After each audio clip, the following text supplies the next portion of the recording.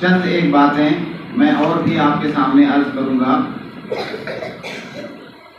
پہلا پوائنٹ یا پہلا نقطہ یہ کہ یہ کام جو آپ کر رہے ہیں، علم حاصل کرنے کا کام،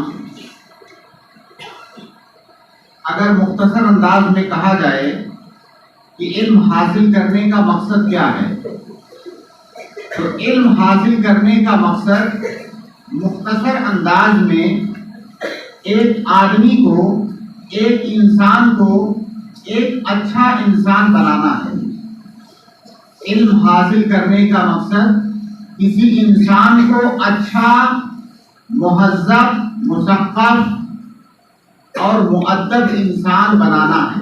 علم انسان کو انسان بناتا ہے۔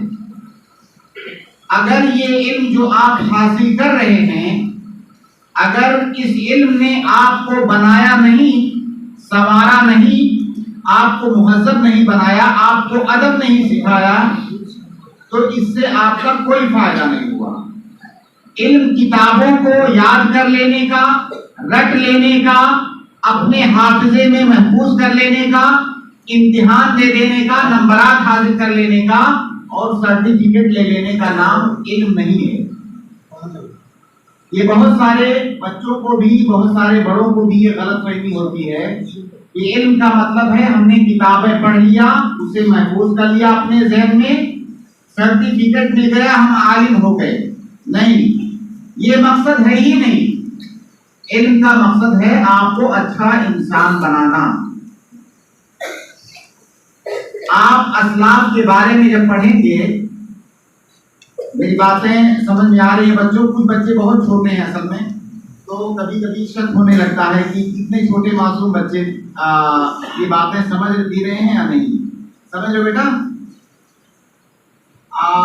ہمارے اسلاف میں بہت بڑے بڑے علماء جو گزرے ہیں، ان کے بارے میں جب آپ پڑھیں گے تو ان کے جو گھر والے، ان کے والدین ہوتے تھے، ان کو مدرسے میں بھیجنے سے پہلے، استاد کے سامنے بھیجنے سے پہلے انہیں ادب سکھاتے تھے۔ یعنی کتابیں پڑھنے سے پہلے انہیں مؤدب بناتے تھے۔ امام احمد ابن حنبل کے بارے میں غالباً ہے، وہ یتیمی کی زندگی گزارے، بہت بڑے امام ہوئے، بہت بڑے عالم۔ اسی طرح آپ لوگوں کی طرح سے وہ چھوٹے بچے تھے، بغداد کے اندر رہتے تھے۔ بغداد عراق میں شہر ہے۔ ان کی والدہ رات کے اندھیرے میں فجر کے وقت، ان کی والدہ فجر کے وقت ان کو بغداد کی سخت سردی میں وضو بنوا کر کے، چھوٹا بچہ ہے، اکیلے مسجد جا بھی نہیں سکتا، وضو بنوا کر کے ان کو جو ہے وہ مسجد لے جا کر کے چھوڑ کے آتی تھی۔ وہاں پر بڑے بڑے علماء کے دروس بھی ہوتے تھے۔ لوگوں نے ان سے پوچھا کہ آپ اس چھوٹے بچے کو اتنے بڑے بڑے علماء کے دروس میں کیوں لاتی ہیں، کیا سیکھے گا، کچھ نہیں سمجھ پائے گا۔ تو انہوں نے کہا کہ ہمارا بچہ ان علماء کی صحبت میں رہے گا تو ادب سیکھے گا، بیٹھنے کا طریقہ سیکھے گا، علماء کی مجالس میں کیسے بیٹھا جاتا ہے یہ سیکھے گا۔ تو پڑھنے سے پہلے ادب سیکھنا ضروری ہے۔ پہلے آدمی ادب سیکھ لے، اچھا بچہ بن جائے، اس کے بعد پڑھنا شروع کرے۔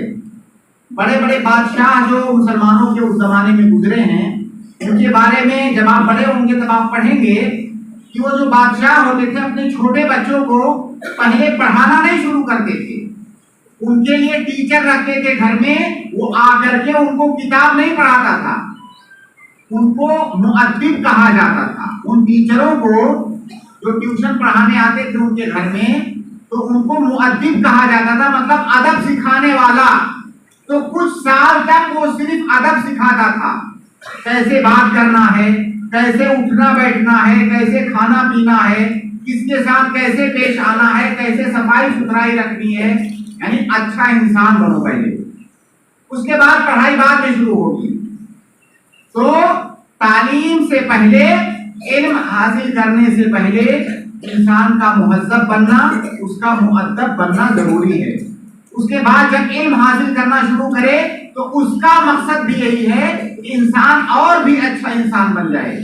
جو چیزیں آپ پڑھتے ہیں اپنی کتابوں میں، اچھی اچھی کہانیاں پڑھتے ہیں، دین کی، اسلام کی اچھی اچھی باتیں پڑھتے ہیں، अगर वो जो बातें आप पढ़ते हैं क्या वो सिर्फ रटने के लिए हैं? जैसे मान लीजिए किताब में आपने पढ़ा कि एक इंसान को सफाई सुथराई से रहना चाहिए। अब आपने उसको याद कर लिया कि सफाई सुथराई से रहना चाहिए, आपको याद तो हो गया, आपसे पूछा जाएगा तो आप बता भी दोगे, लेकिन आप सफाई सुथराई से नहीं रह रहे हो तो क्या फायदा हुआ आपको? वो बात पढ़ने से, उसको सीख लेने से, याद करने से आपका कोई फायदा नहीं हुआ।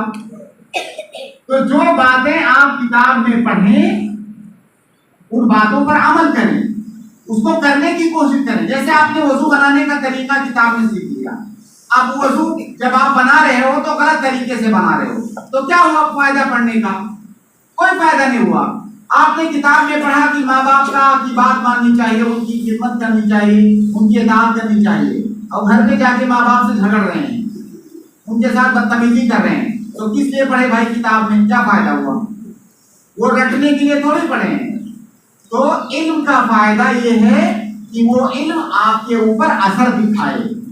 एक पढ़ा लिखा बच्चा और एक अनपढ़ बच्चा देखने में पता चल जाना चाहिए कि ये बच्चा पढ़ रहा है, पढ़ा लिखा बच्चा है, मुहज्जब है। जैसे अभी माशाल्लाह आप लोग सलीके से अदब एहतराम के साथ बैठे हुए हैं, अगर आप दूसरे अनपढ़ बच्चों के साथ या जो बच्चे स्कूल नहीं जाते हैं, क्या वो ऐसे होते हैं? ऐसे नहीं होते। तो इसी तरह से तमाम चीजों में जो चीजें आप पढ़ते हैं उसको अपने ऊपर अप्लाई कीजिए, अपने उस पर अमल कीजिए। फिर इसका एक तो फायदा ये होगा कि एक आप अच्छे इंसान बनेंगे, मुहज्जब इंसान बनेंगे, हर आदमी आपको पसंद करेगा, आपके माँ बाप आपको पसंद करेंगे, आपके आसपास रहने वाले लोग आपको पसंद करेंगे, सब आपको अच्छा समझेंगे, उस पर आपको नेकी मिलेगी। दूसरा ये होगा पढ़ाई में भी उसका फायदा है। अगर कोई चीज आप पढ़ रहे हैं, आपको नहीं याद हो रही है, तो उसको याद करने का एक आसान तरीका मैं आपको बताता हूँ। उसको याद करने का और याद रखने का कि भूल ना जाए बाद में, आसान तरीका यह है कि उस पर अमल कर लीजिए। जो चीज पढ़िए उसको बार बार उस पर अमल कीजिए। जब बार बार आप उस पर अमल करेंगे तो किताब में रखना नहीं पड़ेगा आपको, अब वो चीज आपको जिंदगी में नहीं भूलेगी। जब आप नमाज पढ़ने का तरीका किताब में पढ़ते हैं, अगर जिंदगी भर वो तरीका आप पढ़ते रहिए और नमाज ना पढ़िए तो चंद दिनों के बाद जैसे ही पढ़ना आप उसको छोड़ेंगे, वो नमाज का तरीका आपको भूल जाएगा। लेकिन जब आप नमाज का तरीका सीखते हैं और नमाज पढ़ने लगते हैं तो फिर आपको किताब वाली बात याद भी नहीं रह जाती है कि आपने किताब में क्या पढ़ा था, और नमाज का ओरिजिनल तरीका आपको याद रहता है। तो हमारी गुफ्तगू का खुलासा ये है कि जो पढ़िए उस पर अमल कीजिए। अगर आप अमल करते हैं उसके बाद इम्तिहान में फेल भी हो जाते हैं तो आप समझिए पास हैं। अगर कोई बच्चा किताब में जो पढ़ रहा है उस पर अमल कर रहा है, एक मुहज्जब बच्चा बन गया है, एक मुअद्दब बच्चा बन गया है, तो नंबर उसका कितना भी आए, समझिए असल हकीकी पास बच्चा वही है। ये चंद बातें हुई, उमूमी बातें, बच्चों के लिए भी बच्चियों के लिए।